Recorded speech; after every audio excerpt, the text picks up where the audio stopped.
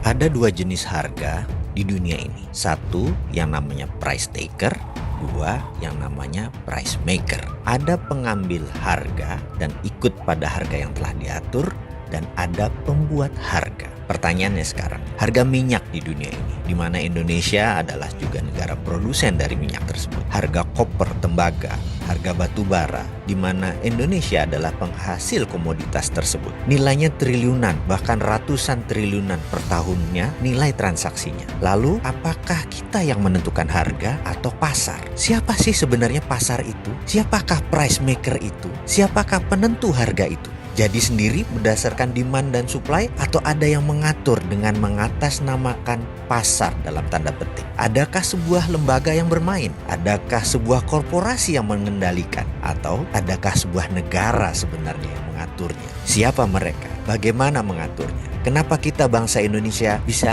menjadi korban atau hanya sebagai price taker saja? Tidak bisa Indonesia menjadi price maker. Kenapa kita tidak bisa menentukan harga? Mengapa harga teh, harga tembakau, harga sawit, CPO kita sebagai negara produsen kalah dengan pasar?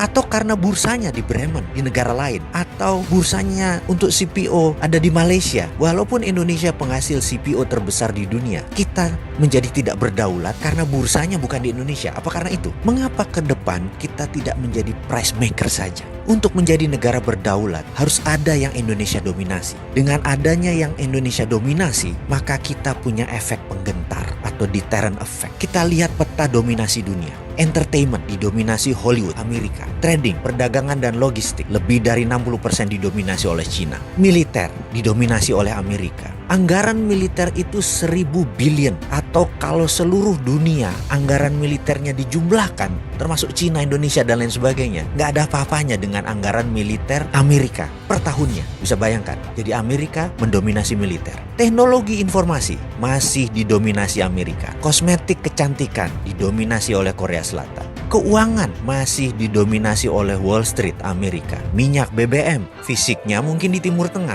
tapi Amerika masih mendominasi. Lalu, apa yang Indonesia bisa dominasi ke depan? Kita ini punya keunggulan geografi. Sumber mineral kita semua ada. Lahan yang subur, kita memiliki air. Lebih dari 95% wilayah Indonesia mengandung air, H2O. Matahari kita, lebih dari 99% wilayah Indonesia terpapar matahari. Pupuk dari barisan gunung vulkanik itu berjajar di 80% wilayah Indonesia. Dan kita memiliki jalur laut yang dilintasi kapal niaga yang nilainya per tahunnya juga sangat besar. Lalu dengan kekuatan itu, apa yang kita bisa dominasi? Atau kita mulai dengan mendominasi bursa ikan. Kita ingin menentukan harga ikan dori, ikan tuna dan lain sebagainya. Mengapa bursanya tidak di negara Indonesia, di negara archipelago ini? Kenapa kita nggak buat bursa ikan yang bisa menentukan harga ikan? Atau mengapa kita tidak menjadi negara penguasa food hegemoni? Kita mendirikan food estate di mana-mana, di banyak lahan di Indonesia yang masih kosong untuk menjadi pangan dunia, lengkap dengan pengalengan dan pembekuannya. Mengapa kita tidak membangun bursa untuk mineral, logam industri, bursa tanah jarang? Sungguh Pak Pemimpin, mengelola negara kalau normal itu membosankan. Terkadang